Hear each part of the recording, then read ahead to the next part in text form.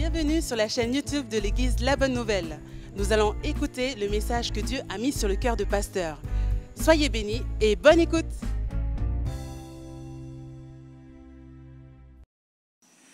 Yorana, mettez. Je suis tellement content que vous soyez sortis du lit aujourd'hui. Je sais que parfois, la tentation est de rester au lit. Mais par moments, nous sacrifions des choses comme un peu plus de sommeil pour adorer et mieux connaître notre Dieu.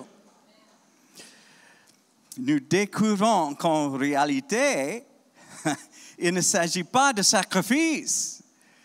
Nous sommes abondamment bénis. Juste avant le message, prions. Seigneur Dieu, nous voulons te louer avec tout ce qui est en nous. Parfois, cela impliquera certainement des sacrifices dans nos vies. Mais aide-nous à voir la réalité de la situation. Nous abandonnons les choses moindres pour choisir ce qui est meilleur. Nous t'adorerons de tout notre cœur. Bénis ton peuple ici, aujourd'hui, au nom de Jésus. Amen. Amen. Tout au long de ma vie, l'un de mes combats personnels a été avec mon poids. Jusqu'à l'âge de 10 ans, j'étais un enfant mince. Mais ensuite, j'ai commencé à prendre du poids. À l'école, les autres enfants me taquinaient souvent. Je ressentais de la honte et de l'embarras. Cela a continué jusque dans mes années d'adulte. Donc, à certains moments, cela m'a amené à faire de gros efforts pour perdre du poids. Par moments, je faisais de grands progrès pour finalement perdre mon élan. À d'autres moments, je passais beaucoup d'heures à la salle de sport de manière régulière. Mais je ne voyais pas beaucoup de progrès. Pourquoi? Parce que je pensais que je pouvais continuer à manger toute la mauvaise nourriture qui me faisait grossir. Je pensais, je vais simplement passer un peu plus de temps à la salle de sport. Donc, je vais prendre une glace avec du coulis au chocolat avant de m'entraîner. Je voulais me remettre en forme, mais je ne voulais pas faire du sacrifice personnel. C'est ainsi que de nombreuses personnes dans les églises essaient aujourd'hui de suivre Jésus. Elles acceptent l'invitation à le suivre, mais elles désirent le faire sans sacrifice personnel. Ce matin, nous poursuivons notre série intitulée « Suivez Jésus ». Jésus a dit quelque chose de très clair dans Luc chapitre 9, verset 23. Puis il dit à tous, si quelqu'un veut venir après moi, qu'il renonce à lui-même, qu'il se charge chaque jour de sa croix et qu'il me suive. C'est notre verset thème pour cette série. Aujourd'hui, nous allons regarder de plus près la partie qui dit qu'il renonce à lui-même.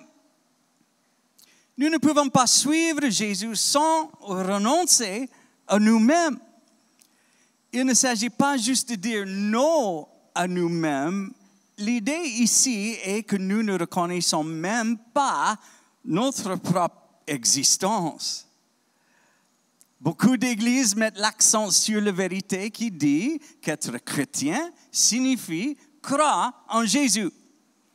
Pourtant, elles ne parlent pas beaucoup du fait de renoncer à soi-même. Ça semble être un message si peu attrayant. Comment renoncer à soi-même au milieu d'un monde qui ne se focalise que sur lui-même? Dans Matthieu, nous rencontrons un homme dont nous ne connaissons pas le nom. Il a suivi un chemin qui l'a mené à la richesse et au pouvoir.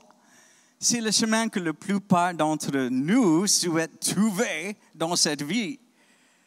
Il vient à Jésus avec une question. Matthieu chapitre 19, verset 16. Et voici un homme s'approcha et dit à Jésus, « Maître, que dois-je faire de bon pour avoir la vie éternelle? » Vous devez lui reconnaître le mérite d'avoir posé la bonne question. Il veut savoir comment aller au paradis. Mais la façon même dont il pose sa question révèle quelque chose sur lui. Il dit, « Que dois-je faire? » Le mot « faire » pourrait être traduit par « acquérir » ou « gagner ». Il pense que CV impressionnant lui permettrait d'accéder au paradis. Finalement, Jésus lui dit ce qu'il doit faire dans Matthieu chapitre 19, verset 21. Jésus lui dit, « Si tu veux être parfait, va vendre ce que tu possèdes. Donne-le aux pauvres, et tu auras un trésor dans le ciel. Puis viens et suis-moi. » Jésus invite l'homme à être son disciple. Mais d'abord, Jésus demande à l'homme de vendre tous ses biens et de donner aux pauvres. Il fait face au choix entre suivre Jésus ou garder ses affaires. Mais il ne pouvait pas choisir les deux. Il n'y avait aucun moyen pour lui de suivre Jésus sans renoncer à lui-même. Beaucoup de gens veulent faire de cette histoire une question d'argent. Pourtant, il ne s'agit pas autant d'argent, mais du fait de suivre Jésus. Jésus met cet homme à la croisée des chemins. Il peut suivre le chemin qui mène à l'argent ou suivre à Jésus. Mais il ne peut pas suivre les deux. Donc, qu'est-ce que tout cela signifie pour vous et moi? Est-ce que tout vendre est une condition pour suivre Jésus? Eh bien, ça pourrait être le cas. En fait, je dirais que plus vous êtes contrarié par les paroles de Jésus pour cet homme, plus il est possible que Jésus soit en train de vous les dire. Ce qui est vrai, c'est que tous ceux qui suivent Jésus se retrouveront à la même croisée des chemins que cet homme.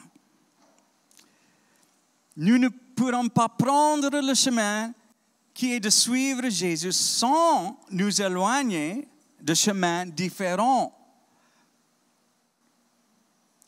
Il voulait suivre Jésus, mais lorsqu'il fut obligé de choisir entre Jésus et ses affaires, il a choisi ses affaires. Il n'allait pas renoncer à lui-même. Quel choix ferez-vous? Un pasteur est allé au cœur d'une zone tribale d'Afrique. Il a présenté l'Évangile et l'invitation de Jésus à le suivre. 2 jeunes hommes ont accepté Christ et sont engagés à le suivre. Le lendemain, ces 2 hommes se sont présentés à la maison où résidait le pasteur. Ils portaient chacun un grand sac. Le pasteur a demandé au missionnaire local pourquoi ils étaient venus. Il a expliqué que ces 2 hommes n'allaient plus être les bienvenus dans leur famille et dans leur village. Le pasteur a eu peur que cela soit plus que ce qu'ils étaient prêts à accepter. Mais le missionnaire a déclaré Ils savaient que cela arriverait lorsqu'ils ont pris la décision. Ils ont choisi Jésus plutôt que leur famille. Ils ont choisi Jésus plutôt que leur propre confort et commodité. Les disciples sont prêts à renoncer à eux-mêmes et à dire, je choisis Jésus. Je choisis Jésus plutôt que ma famille. Je choisis Jésus plutôt que l'argent. Je choisis Jésus plutôt que mes objectifs de carrière. Je lui appartiens complètement. Je choisis Jésus plutôt que de m'enivrer. Je choisis Jésus plutôt que de regarder du porno. Je choisis Jésus plutôt qu'une maison redécorée. Je choisis Jésus plutôt que ma liberté. Je choisis Jésus plutôt que ce que les autres pensent de moi. Un disciple prend chaque jour la décision de renoncer à lui-même et de choisir Jésus, même si cela lui coûte tout. Renoncer de manière sacrificielle à nous-mêmes pour l'amour de Christ est la preuve la plus claire de notre amour engagé. La meilleure façon de démontrer un amour engagé est au travers du sacrifice. Renoncer à nous-mêmes pour une autre personne communique un véritable amour. En décembre, nous avons distribué des boîtes remplies de jouets et des paquets de cookies à nos enfants. Un petit garçon est venu et m'a tendu ces cookies. J'ai dit, non, c'est pour toi. Il a refusé de les reprendre. Je dois vous dire que je ne me suis senti incroyablement aimé par son sacrifice. Je voulais pleurer. Il a mon cœur. Une façon pour les gens d'essayer de suivre Jésus sans renoncer à eux-mêmes est de compartimenter les domaines de leur vie auxquels ils ne veulent pas que Jésus ait accès. Ils essaient de négocier avec Dieu. Ils disent, je suivrai Jésus, mais je ne vendrai pas mes biens. Ou alors ils disent, ne me demandez pas de pardonner aux gens qui m'ont blessé. Ils ne le méritent pas. Ou ne me demandez pas de réserver le sexe pour le mariage. Je ne peux pas empêcher mes désirs. Ou ne me demandez pas de donner un pourcentage de mon argent. J'ai travaillé dur pour cet argent. Et au lieu de suivre Jésus dans leur vie financière, leur vie sexuelle ou dans les relations, ils suivent le monde. Ils veulent suivre Jésus, mais pas dans tous les domaines de leur vie. Jésus n'a jamais laissé ouverte l'option d'un engagement sélectif. Il n'y a pas de clause d'exception. Nous ne pouvons pas dire, je suis Jésus, mais dans ce domaine de ma vie, je fais les choses à ma manière. Si nous nous considérons comme chrétiens, par définition, nous nous engageons à suivre Christ dans tous les domaines de notre vie. Cela ne veut pas dire que nous suivrons de manière parfaite. Mais nous ne pouvons pas dire, je suis chrétien puis refuser de suivre Christ lorsqu'il s'agit de certaines personnes, de certains lieux ou de certaines pratiques. J'ai lu l'histoire de couple qui est allé dans une église et qui a dit vouloir suivre Christ. Ils n'étaient pas mariés et vivaient ensemble.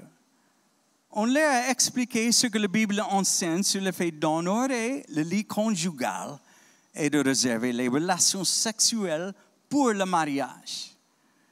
On leur a demandé s'ils étaient prêts à se repentir de leurs péchés et à ne pas vivre ensemble jusqu'à ce qu'ils soient mariés. Mais ils n'ont pas été contents du choix qu'on leur demandait de faire. Le pasteur leur a expliqué qu'il n'était pas nécessaire d'être parfait pour devenir chrétien, mais ils doivent être prêts à se repentir de leurs péchés.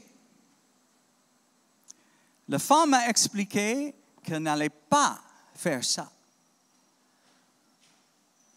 Le problème était qu'ils voulaient être appelés chrétiens sans réellement faire l'effort de suivre Christ. Certains diront peut-être, oh, pasteur, c'est une mentalité démodée. C'est irréaliste de demander cela aux gens à notre époque. Ce n'est pas moi qui fixe la norme, c'est Jésus.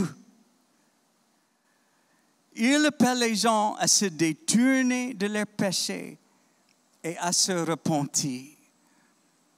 Hébreux chapitre 13, verset 4, que le mariage soit honoré de tous et le lit conjugal exempt de souillure, car Dieu jugera les impudiques et les adultères. Et je dois vous dire que j'ai vu des gens faire le choix de se repentir. Un couple de mon église en Californie vivait ensemble. Mais lorsqu'ils ont décidé de suivre Jésus, l'un d'eux a quitté la maison jusqu'à ce qu'ils se marient. Ils ont eu un beau mariage. Et plus tard, ils ont eu 2 beaux enfants. Ne me dites pas que c'est irréaliste ou impossible. Ne me dites pas que ce n'est pas possible. J'ai vu cela se produire. C'est un choix. Ce n'est peut-être pas facile, mais c'est ce que Jésus nous demande de faire. Il nous appelle à nous détourner du mal. 2 Timothée, chapitre 2, verset 19. Cependant, le solide fondement posé par Dieu demeure. Il porte en guise de sceau les inscriptions suivantes. Le Seigneur connaît ceux qui lui appartiennent et qu'il se détourne du mal, celui qui affirme qu'il appartient au Seigneur. Suivre Jésus exige un engagement complet et total. Ce à quoi l'homme qui s'est approché de Jésus s'est réellement engagé est révélé lorsqu'il refuse de renoncer à lui-même. Il voulait dire oui au fait de suivre Jésus sans dire non à lui-même. Il voulait être suffisamment proche de Jésus pour avoir la vie éternelle, mais pas proche au point de devoir faire un sacrifice personnel. Beaucoup d'églises ont essayé d'adoucir ce message. Dans leur désir de faire venir beaucoup de gens à l'église, elles essaient de rendre le message aussi attrayant et confortable que possible. Elles utilisent le modèle de Burger King. Vous avez peut-être remarqué que nous avons désormais un Burger King à Tahiti. Pendant de nombreuses années, Burger King a utilisé un slogan en particulier dans sa publicité. Il voulait se distinguer de McDonald's. Donc, ils ont fait un grand effort pour souligner le fait que vous pouvez avoir votre burger exactement comme vous le vouliez. Si vous voulez qu'ils laissent de côté les cornichons, ils le feront. Si vous voulez qu'ils laissent de côté la salade, ils le feront. Et voici leur slogan. Faites-le à votre façon. De nombreuses églises ont adopté cette méthode de publicité sous une forme ou une autre. Elles disent tout ce que vous voulez, vous pouvez l'avoir ici. Mais en fait, cela compromet l'invitation de Jésus à renoncer à nous-mêmes. Nous venons à l'église avec l'état d'esprit de consommateur plutôt que de disciple. C'est parfaitement normal de faire ça chez Burger King, mais pas chez Dieu.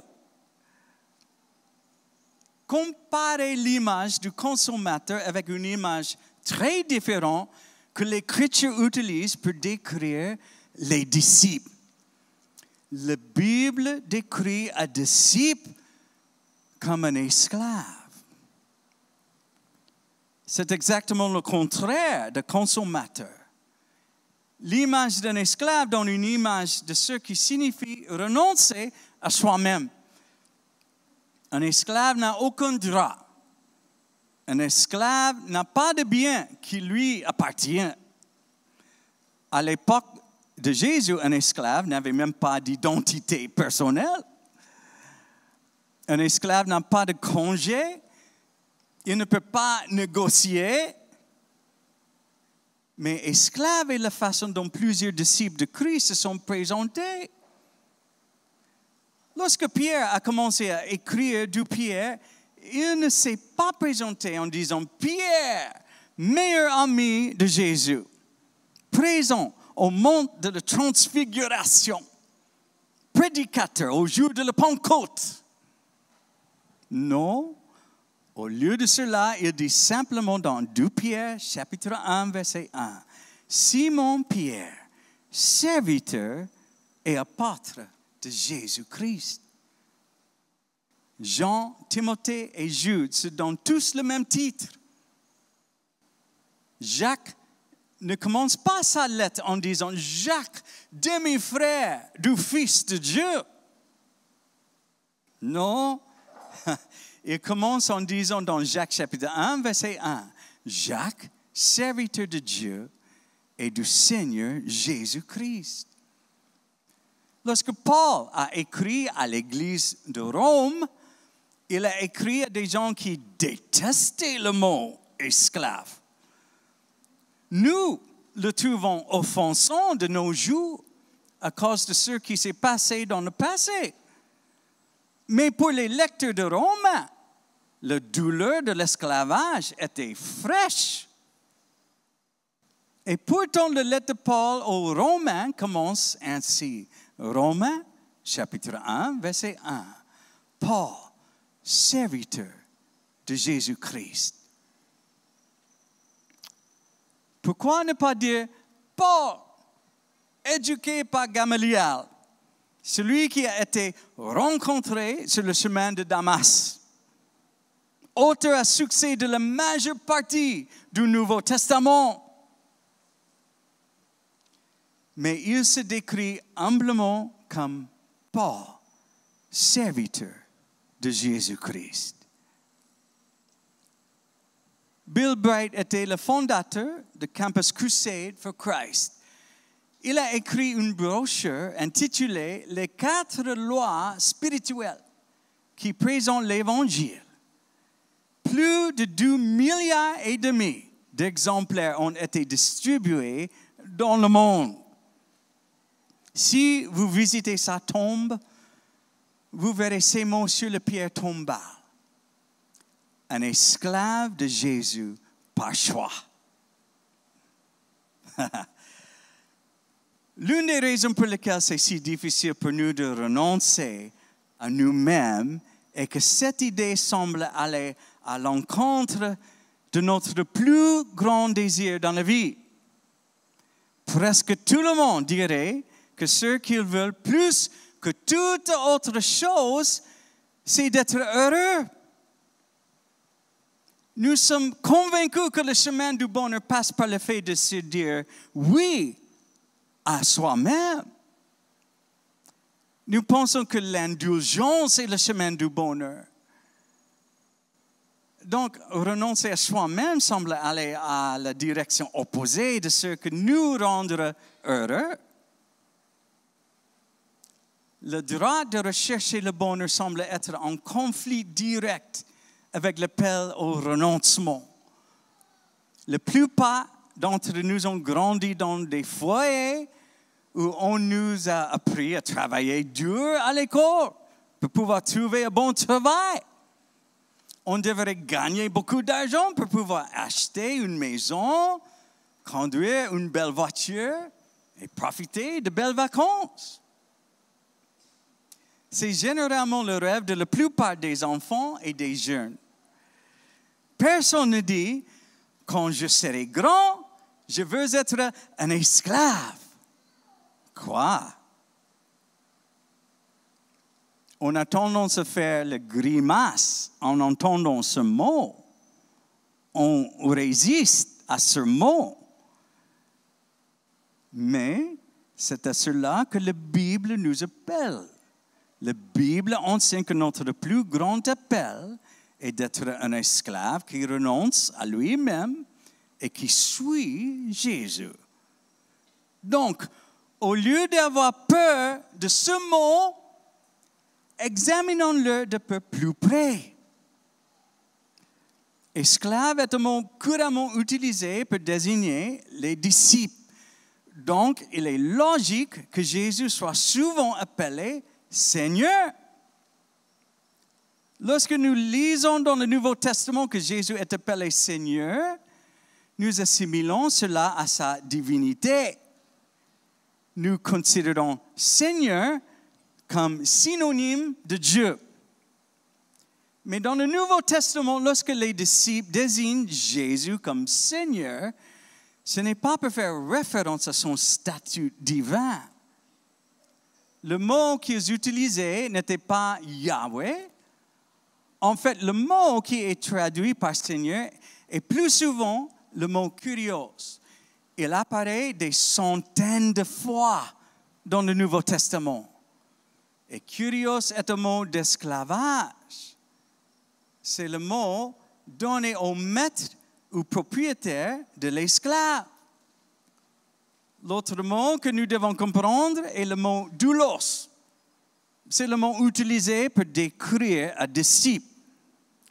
La définition de ce mot n'est pas difficile. C'est un mot qui se traduit plus précisément par esclave. Ce mot apparaît environ 130 fois dans le Nouveau Testament. En gardant ces choses à l'esprit, voici une vérité qui devrait être assez évidente, mais ça pourrait quand même surprendre certains. On ne peut pas appeler Jésus Seigneur sans soi-même se déclarer être son esclave. N'est-ce pas que cela a du sens? Lorsque nous appelons Jésus Seigneur, nous ne disons pas « il est l'enseignant et je suis l'élève ». Non, nous disons « il est le maître et je suis l'esclave ». C'est ce que signifie renoncer à soi-même. Lorsque nous acceptons l'invitation à renoncer à nous-mêmes et à suivre Jésus, nous devenons ses esclaves.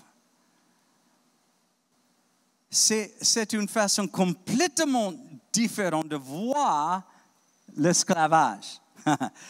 Nous considérons l'esclavage comme quelque chose à laquelle on y est forcé. Mais Jésus nous invite à renoncer à nous-mêmes. C'est ce que Jésus voulait du jeune homme qui s'est approché de lui. Mais pourquoi quelqu'un choisirait-il d'être esclave? Dans l'Ancien Testament, nous lisons l'histoire de personnes qui ont choisi de devenir esclaves. C'était des personnes qui étaient libérées après avoir été esclaves pendant 6 ans. Mais elles décidaient de rester esclaves. Je veux que vous remarquiez la motivation qui les poussait à choisir cela. Dans Deutéronome, chapitre 15, verset 16. Si ton esclave te dit, je ne veux pas sortir de chez toi parce qu'il t'aime, toi et ta maison, et qu'il se trouve bien chez toi, cela pourrait paraître fou pour n'importe qui. Il pourrait ne pas comprendre. Mais cet esclave a choisi une vie d'esclave parce qu'il aime son maître. Il réalise qu'il est mieux en tant qu'esclave. Donc, par amour, nous devenons esclaves de Jésus. Lorsque nous abandonnons finalement tout ce que nous avons et tout ce que nous sommes, nous découvrons les choses les plus étranges. Ce n'est qu'en devenant esclaves que nous trouvons vraiment la liberté. Nous pensons qu'en renonçant à nous-mêmes, nous passerons à côté de quelque chose. Mais c'est tout le contraire qui est vrai. Lorsque Jésus invite le jeune homme à tout vendre et à le suivre, nous voyons sa réponse dans Matthieu chapitre 19, verset 22. Quand il entendit cela, le jeune homme s'en alla tout triste, car il était très riche. Cela semble être une déclaration si étrange. Il s'en alla tout triste, car il était très riche. Mais il devrait être triste parce qu'il a choisi de suivre la mauvaise direction. Il pensait que le fait de renoncer à toutes ses affaires le rendrait triste. Mais la vérité est que c'est seulement lorsque nous renonçons à nous-mêmes que nous trouvons vraiment la joie dans le fait de suivre Christ. Jésus nous invite à renoncer à nous-mêmes. Il nous invite à être son esclave. Mais, en tant qu'esclave, pourrais-je vous parler de mon maître? Mon maître pourvoira à vos besoins. À lui appartient tout le bétail sur les montagnes par milliers. Il peut prendre soin de vos besoins. Mon maître vous protégera. Il parle et même le vent et les vagues lui obéissent. Mon maître a le pouvoir de pardonner les péchés. Si être un esclave du péché vous a laissé brisé et meurtri et que vous trouvez que votre vie est un morceau, mon maître peut prendre les morceaux de votre vie et les transformer en un chef-d'œuvre. Si vous êtes usé et épuisé, mon maître donne du repos à ceux qui sont fatigués et accablés. Encore une chose, lorsque tu deviens l'esclave de mon maître, il fait de toi son enfant. Il t'appelle mon ami. Je termine avec cette histoire. Millard Fuller est devenu millionnaire à l'âge de 29 ans. il a déclaré avoir acheté pour sa femme tout ce qu'elle pouvait désirer. Mais un jour, il est rentré à la maison et a trouvé un mot de sa femme. Elle l'avait quitté. Il est allé la chercher et l'a trouvée dans un hôtel de New York. Ils ont parlé jusque tard dans la nuit, alors qu'elle vidait les choses de son cœur. Elle lui a fait comprendre que les choses que le monde dit être si satisfaisantes l'avaient laissé froide. Son cœur était vide et son esprit épuisé. Elle était morte intérieurement et elle voulait revivre. Agenouillés devant le lit de cette chambre d'hôtel, ils ont décidé de vendre tout ce qu'ils possédaient et de se consacrer à aider les pauvres. Millard a déclaré, « D'autres nous ont dit qu'il n'était pas nécessaire de tout abandonner. Ils ne comprenaient tout simplement pas que nous n'abandonnons pas l'argent et les choses que l'argent pouvait acheter. Nous abandonnions, point final. » Ils ont créé une organisation que vous connaissez peut-être, appelée Habitat pour l'humanité. Ils construisent des maisons pour les personnes dans le besoin. C'est de cela qu'il s'agit vraiment dans l'histoire du jeune homme s'approchant de Jésus. Il ne s'agit pas seulement d'abandonner l'argent et les choses que l'argent peut acheter. Il s'agit d'abandonner point final. C'est ce que signifie renoncer à soi-même et suivre Christ. Il ne s'agit pas de manquer de quoi que ce soit. Il s'agit d'aimer Dieu qui pourvoit à tout. Je termine avec Luc chapitre 10, verset 27.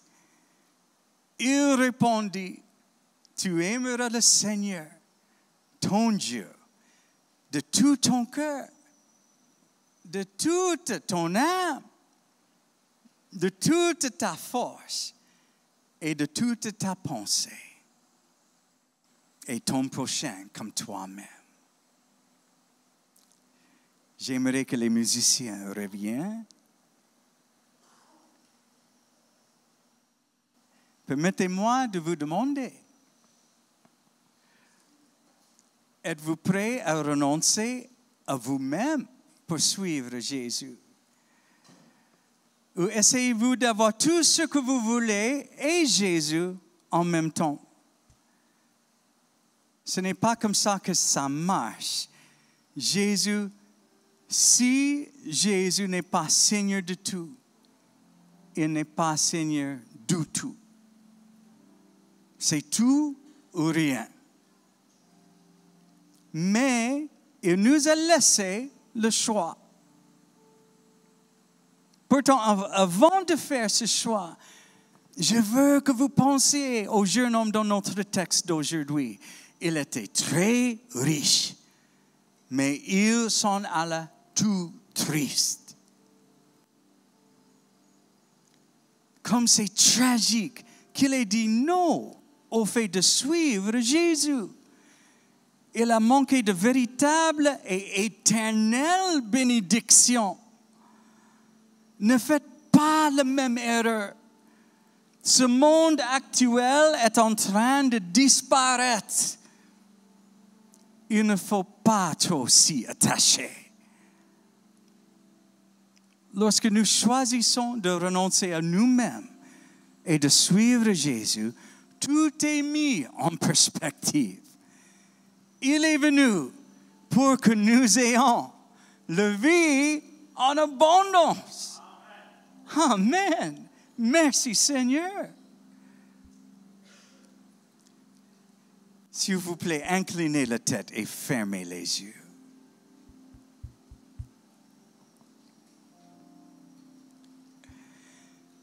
Peut-être avez-vous essayé de suivre Jésus sans renoncer à vous-même. Mais Jésus n'a pas donné cette option. Vous pourriez avoir peur à l'idée d'abandonner ces choses auxquelles vous vous accrochez si fortement. Vous n'avez pas à avoir peur. Laissez aller. Laissez aller et faites de celui qui a donné sa vie pour vous le Seigneur de votre vie. Si tel est votre désir et votre engagement, voudrez-vous lever la main? Merci Seigneur, merci Seigneur. Prions. Ô Jésus, nous voulons dire en toute sincérité que tu es notre Sauveur et Seigneur. Pourtant, nous avons trop souvent refusé de nous soumettre à ta Seigneurie. Nous avons voulu faire les choses à notre façon. Nous avons ignoré ton appel à renoncer à nous-mêmes. Nous te demandons pardon, Seigneur. Et nous acceptons ton invitation. Nous te soumettons humblement nos vies. Nous abandonnons le contrôle de nos vies. Nous te suivrons. Nous n'avons pas besoin de ce que ce monde a à offrir. Nous avons besoin de toi. Oh, conduis-nous, Seigneur. Prends le contrôle total de nos vies et transforme-les en quelque chose de beau. Conforme-nous chaque jour davantage à ton image. Au nom de Jésus. Amen. Merci d'avoir suivi le message. Nous vous invitons à nous rejoindre en présentiel. Pour plus d'informations, je vous invite à cliquer sur le lien mis en descriptif de cette vidéo. N'hésitez pas à mettre un like et à vous abonner. À bientôt à l'Église La Bonne Nouvelle.